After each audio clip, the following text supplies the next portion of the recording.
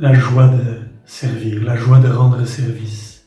Heureuse redécouverte chez certaines personnes.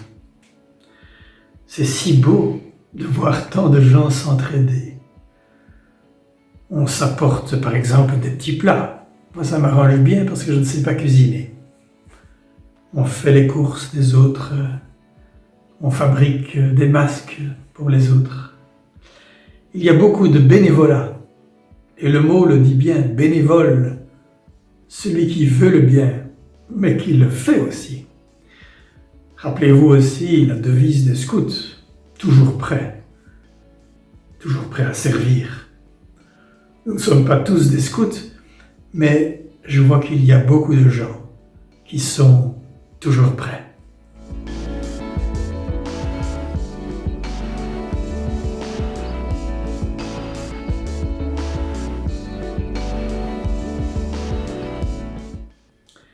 Le chrétien n'oubliera jamais qu'il est envoyé pour servir, que notre foi ne serait rien si elle n'est pas mise en œuvre, mise en acte par le service d'autrui.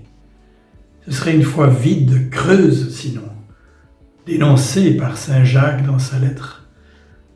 Non, la foi s'incarne dans le service pour autrui. Et la raison fondamentale de cette attitude, c'est que nous croyons en un Dieu qui s'est révélé en Jésus, le serviteur.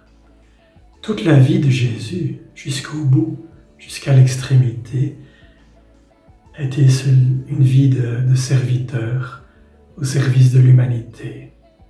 Quand Jésus, à la dernière scène, lave les pieds de ses disciples, il leur dit à la fin: c'est un exemple que je vous ai donné. Mais c'est le seul passage des évangiles où il dit cela. C'est donc plus qu'un exemple.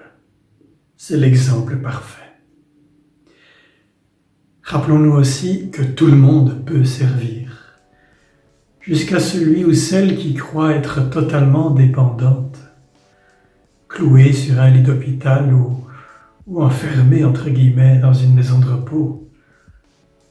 On peut servir par sa prière, on peut servir par sa confiance, par son sourire. Tout le monde peut servir en gardant les mains ouvertes.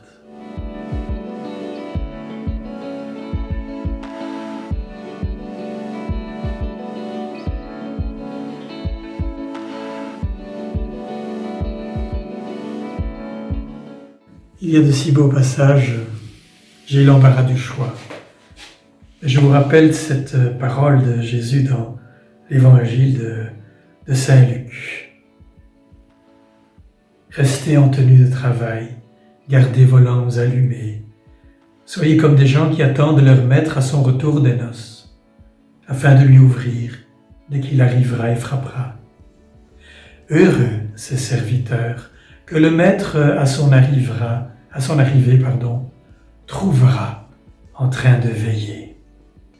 En vérité, je vous le dis, il prendra la tenue de service, les fera mettre à table et passera alors pour les servir. Bonne journée à vous. Puissions-nous découvrir au fil de nos jours que le Seigneur nous invite à cela, à ce service, et qu'il nous donne à voir, à comprendre là où il nous attend pour servir. Bonne journée, et si ce message vous a plu, n'hésitez pas à le transférer.